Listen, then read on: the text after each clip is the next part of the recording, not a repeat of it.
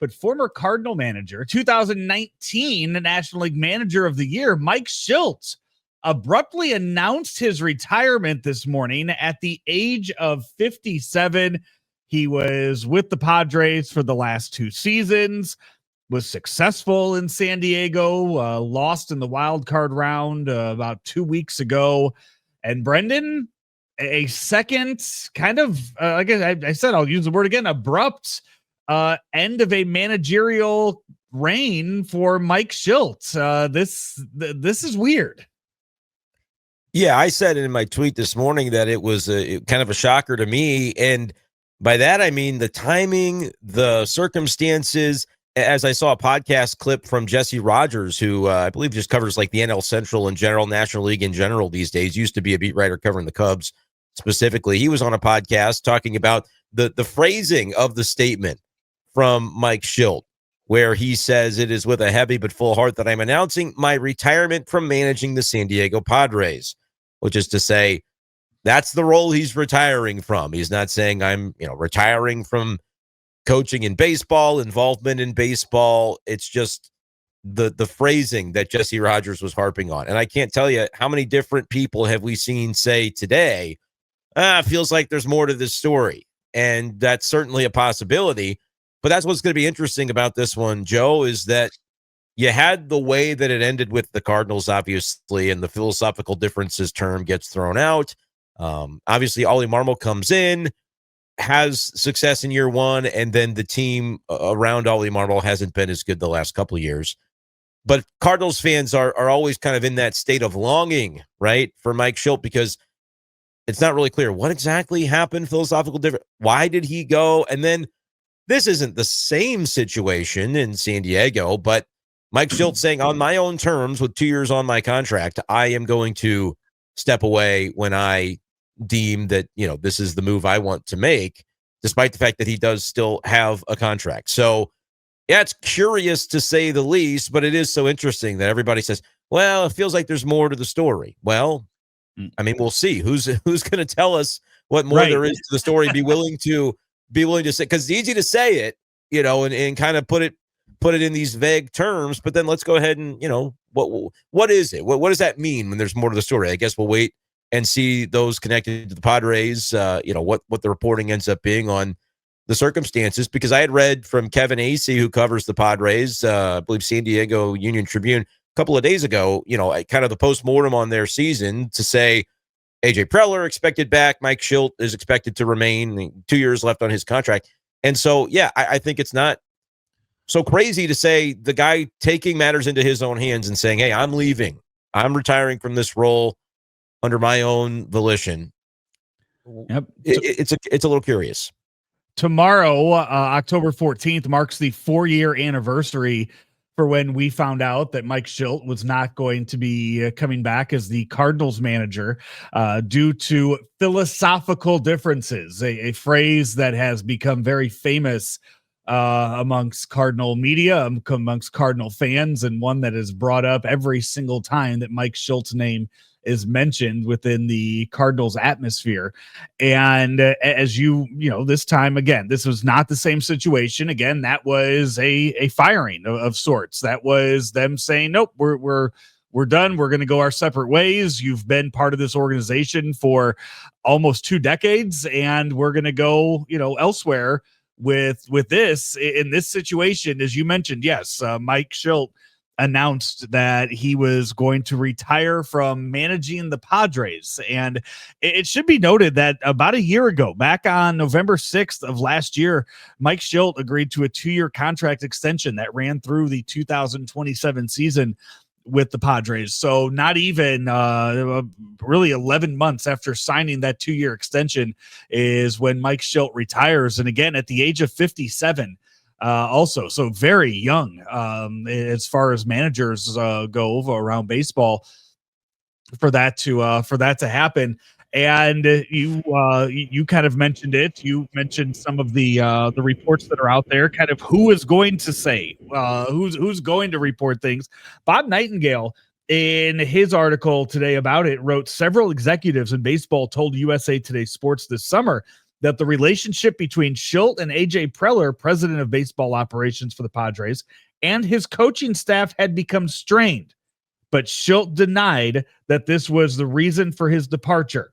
That wasn't it, he told USA Today Sports. So the Bob Nightingale has, I think, hinted at it more than anybody else so far in the media.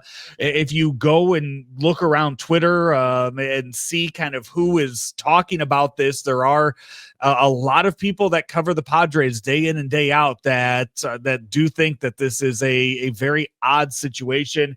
Someone that I was texting with that covers the Padres on a daily basis said that it had kind of been a weird, relationship the past few months, always kind to the media, but maybe a little, what's the word, kind of brash with them at times, defensive with them at times. That's just the Tony La Russa school of managing, I think, with that. But it should be noted too. I think, we don't see the San Diego bubble. We're not in, we're not watching Padres games. We're not following them all that closely. But from what I was told too, fans kind of were getting a little tired of Mike Shildt 2 years into it. Yeah.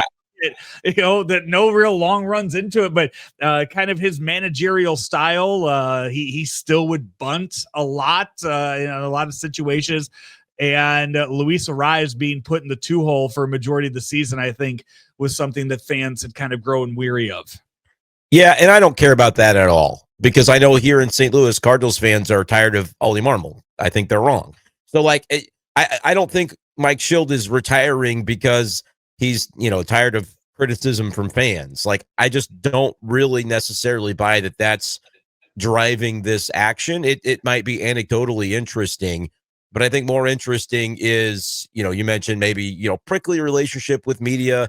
At times, it's always going to be prickly when a team is expecting to be successful and has moments where it isn't, and you're the man in charge, and you're going to have a feeling about the way that's covered. You're going to have a feeling about the way that's written about or talked about, or a question that's asked.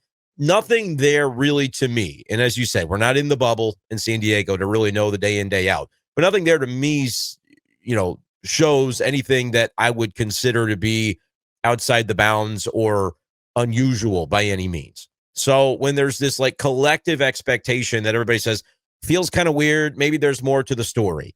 And it's it's almost gone beyond the notion of maybe there's more to the story, and almost being posited by some that there is. Well, if it's reportable, I would hope that somebody who has that information would report it, because frankly, and if I couldn't tell you, I don't know the information, but the same as everybody else hears people say, oh yeah, there's, scuttlebutt, there's this, there's that, there's the other. That's all secondhand, third-hand information at that point in time. So it's not my place because I don't have the information. But I think it's just really interesting that if there's something there, can there be a dot connected back to St. Louis? And if that's the case, and it's possible to do that, Joe, I can think of a couple of people in particular that would benefit significantly from that information coming to light. John Mozeliak, retroactively, who's taken a lot of heat for his decision, or what was perceived as his decision to part with Mike Shildt. And that you could make the case that if there was other things happening behind the scenes, that a man who had been in the organization for, as you mentioned, multiple decades, was involved in, or whatever the case was, that for the Cardinals to almost kind of take the high road and go vague and not really give any information was a service to Mike Shildt in that instance, if that's the case. Again, we're just kind of analyzing this with breadcrumbs at most. But Mozeliak just kind of had to fall on that sword and take the heat, because Cardinals fans say, oh my gosh, I can't believe you got rid of this manager who was successful. He's gone on to be successful elsewhere. And, Cardinals fans have a feeling about that, right? Oli Marmol, I think, ends up on the short end of the stick, because he's the guy who replaces the manager that all these fans are pining for, because they may not have information on what exactly went down or what happened or why the decision was made to make a change, whether it's information that would then validate the decision, where fans would say, oh, okay, I kind of understand now more about what those philosophical differences were. Now, in understanding that, I can understand why the Cardinals made their decision. Or the information comes to light and Cardinals fans go, really? They had a problem with that? That doesn't seem like anything that should run off a winning manager. at least at that point, it wouldn't be vague anymore, right? The veil would be lifted and people would be able to make the decision for themselves. But I just don't think it's very reasonable, no matter what seat you're sitting in.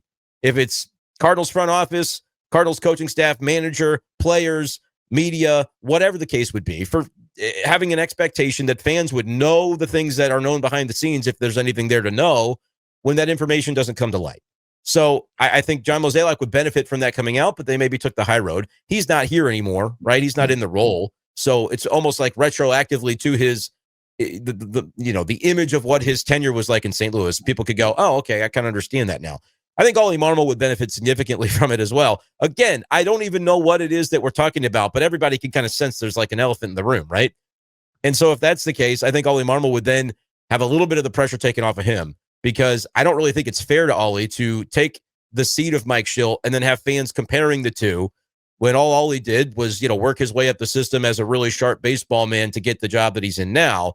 But if people are constantly comparing him to a ghost without really knowing exactly, what the circumstances were behind that individual's departure, it's not fair to the current manager. So I think this all unfolding in San Diego, whether there's something more there or not, it is interesting. And I think we would then look back and say, okay, what of those philosophical differences? Because you said this situation's different because Mike Shildt is saying, I don't want to be involved in this at this point in time. I'm citing my personal well-being, my health, whatever the case may be. But whatever it is that has led to him making this decision, certainly there are people out there who have more of an inside information to it than, I don't know, seems like there's more to it, because so far that's really all that we've got.